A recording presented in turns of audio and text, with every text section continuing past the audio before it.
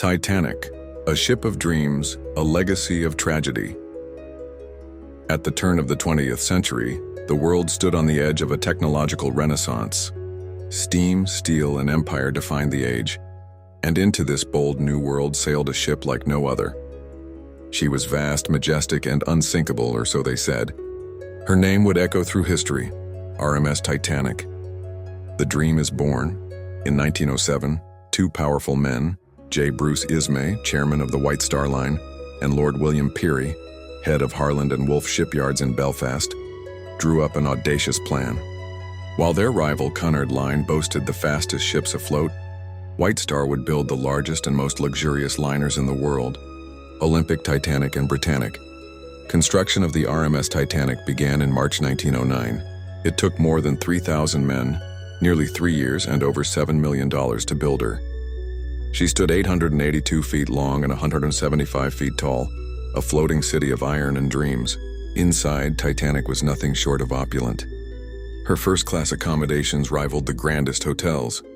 There were Turkish baths, squash courts, smoking rooms, dining saloons with fine china and crystal chandeliers. Even second-class passengers traveled in comfort surpassing many ships' first class. But beneath her grandeur lay a dangerous flaw. While she had 16 watertight compartments, she carried lifeboats for only about half of those aboard, a decision made for aesthetic and regulatory reasons. The voyage begins on April 10, 1912. Titanic set sail from Southampton, England, bound for New York City. On board were more than 2,200 people. Wealthy elites like John Jacob Astor Forer and Isidore Straus, immigrants chasing the American dream, and a hard-working crew manning the vessel.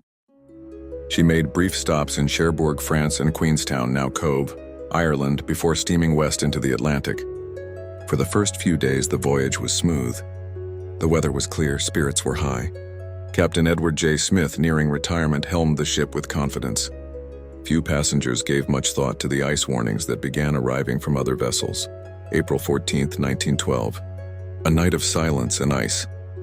As the Titanic steamed ahead at nearly 22 knots, a chill entered the air. Lookouts scanned the dark horizon, but with no binoculars, they had been misplaced. They were relying on bare eyes. At 11:40 p.m., a lookout cried, "Iceberg!" The ship veered, but it was too late. A submerged section of ice tore through the starboard side, opening 6 compartments to the sea. Titanic could stay afloat with 4 flooded, but not 6. Below deck, water rushed in. Above, passengers laughed unaware. But by 12 a.m., the gravity became clear. The great ship was sinking. The tragedy unfolds, panic grew. There were not enough lifeboats, and many were launched half-empty. Women and children were prioritized, but confusion and class divisions delayed the evacuation. By 2:20 a.m. on April 15th, Titanic's stern lifted into the air, and then she broke apart and slipped beneath the waves, taking more than 1,500 lives into the icy depths.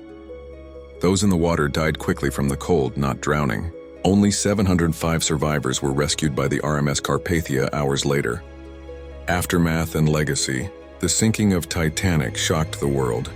It was more than a maritime disaster. It was a shattering of the era's unshakable faith in progress. Investigations followed in Britain and the U.S., leading to sweeping reforms in maritime safety. Lifeboats for all aboard became mandatory.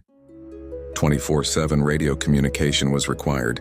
The International Ice Patrol was established to monitor iceberg threats. Titanic's story faded over the decades, but was revived in the late 20th century by James Cameron's 1997 film, and especially by the discovery of the wreck by Dr. Robert Ballard in 1985, lying 12,500 feet beneath the sea. Today, the Titanic rests silently in the dark Atlantic, a monument to human ambition, arrogance, and the unbreakable will to remember. She was the largest moving object ever built by man, but she could not outrun fate. The Titanic was not just a ship, it was a symbol of hope, of hubris, of a world about to change forever. And though she lies broken on the ocean floor, her story remains intact, a legend that still whispers across the waves.